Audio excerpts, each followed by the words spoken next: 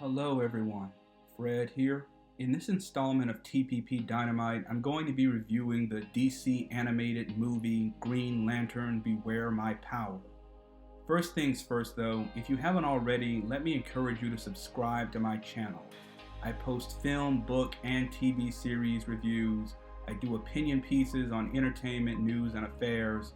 I'm also an author of adult and young adult mystery novels. To date, I've released 3 books, The Women in White, The Lethal List, and most recently, Textbook Murder. They're all on sale now, and there are purchase links in my video description below. With that in mind, and without further ado, welcome to my spoiler-filled review of Green Lantern Beware My Power. Recently discharged Marine sniper John Stewart is at a crossroads in his life, one which is only complicated by receiving an extraterrestrial ring which grants him the powers of a Green Lantern. The ring doesn't come with instructions, but it does come with baggage, like a horde of interplanetary killers bent on eliminating every Green Lantern in the universe. Now, with the aid of the lighthearted Green Arrow, Adam Strange, and Hawkgirl, this reluctant soldier must journey into the heart of a galactic war between Rann and Thanagar and somehow succeed where all other Green Lanterns have failed.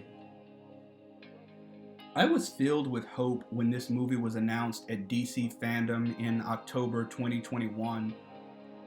Green Lantern is one of my favorite superheroes. I personally think that the character has yet to get his full due in either animation or live action, and I wanted this movie to be the one to change that. I lost some of my hope when the first trailer dropped the next May, when the release premise and animation style revealed that the film was going to be a John Stewart origin story set within the Tomorrowverse, which is the unofficially named sweep of interconnected DC animated movies that started with 2020's Superman, Man of Tomorrow, and that have continued up until most recently Justice League War World. At the time Green Lantern Beware My Power was released, the Tomorrowverse was relatively nascent and only consisted of 4 other titles: Superman, Man of Tomorrow, Justice Society World War II, and the 2-part Batman The Long Halloween. A 27-minute short called Constantine, the House of Mystery was debatably set within the Tomorrowverse, and an older short called DC Showcase Adam Strange also looked to be tangentially related. I'd watched most of those movies, which was how I knew as soon as I saw the trailer for Green Lantern Beware My Power that it was teasing a John Stewart origin movie featuring a very complex plot and a huge amount of Justice League backstory that hadn't yet been established in the Tomorrowverse. And if there are 2 things I can't abide in superhero cinema, they are overly complex origin films and the shoehorning in of unsupported or self-contradictory backstory. Nevertheless, I stayed cautiously optimistic that this movie would surprise me with an emotionally satisfying and gripping origin tale for the John Stewart Green Lantern. After all, one of the writers was John Semper, who formerly captained Spider-Man the Animated Series, one of the defining treatises on superhero television, in my humble opinion. Unfortunately, what I got instead was a shallow, predictable, one-dimensional disaster of a film whose only positives are the stellar voice acting and the breathtaking animation. And that seems to be a hallmark for the Tomorrowverse, if I'm being completely honest. The first 10 minutes or so are wonderful, doing a great job of showing John's background as a decorated ex-Marine who now faces severe PTSD and systemic racism in the country that he defended. However, once John gets the Green Lantern ring, the story takes a nosedive, and what could and should have been a simple, uplifting story about a tortured black war hero's evolution into a more confident hero of the super variety evolves into an overblown mess. First and foremost, John's origin tale as presented here is a cut-rate imitation of Kyle Rayner's origin tale. That only serves to cheapen John's story and make it less memorable. Then comes John's introduction to the Justice League, which begins with an eye-roll-inducing fight between him and other Leaguers because of a misunderstanding about how his power ring brought him to the League's space-based watchtower. This leads into a massive exposition dump about how Hal Jordan, who has apparently already been part of the League for years and is known as the universe's greatest Green Lantern, as well as the entire Green Lantern Corps, are dead due to storytelling mechanics involving Sinestro, the Sinestro Corps, and an interplanetary war between Rann and Thanagar. Ugh.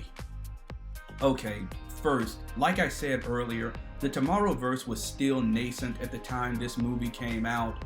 The Justice League in any form was only lightly teased in a post-credit scene at the end of Batman: The Long Halloween Part 2.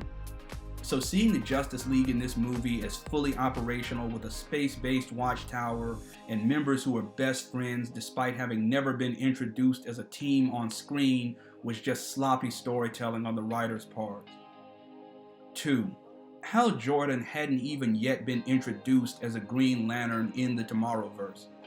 So getting a backstory dump regarding his history of friendship with Green Arrow and the League, his enmity with Sinestro, and his intergalactic reputation also really took me out of the story. I just kept wondering if I had overlooked some secret cache of hidden Tomorrowverse movies or comics that bridged the gap between this movie and Long Halloween Part 2. 3. The Green Lanterns hadn't even seriously been floated as a collective concept in the Tomorrowverse before this movie. So I found the decision to kill the whole Corps off screen to be a cheap, frustrating, and disappointing cop-out. John Stewart's origin story here is of course a knockoff of Kyle Rayner's, so it should come as no surprise to any hardcore fan of DC Comics that this movie tells a knockoff version of the corrupted Hal Jordan storyline. In fact, this movie's major but predictable twist reveals that Hal Jordan is not only still alive, but also being possessed by Parallax, that he's secretly leading the Sinestro Corps, and that he's planning to destroy the universe and remake it in his own image.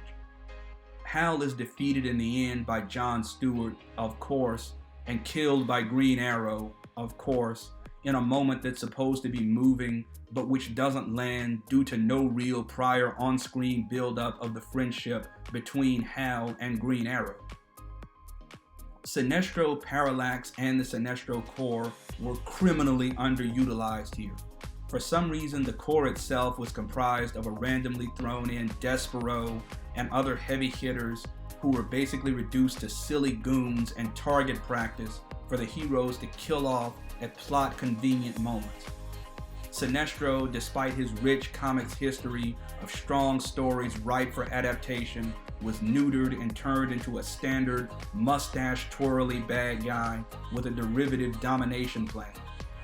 Parallax, despite his similarly rich history, was treated as little more than a plot device to catalyze Hal Jordan's dark turn so that he could be the final boss battle.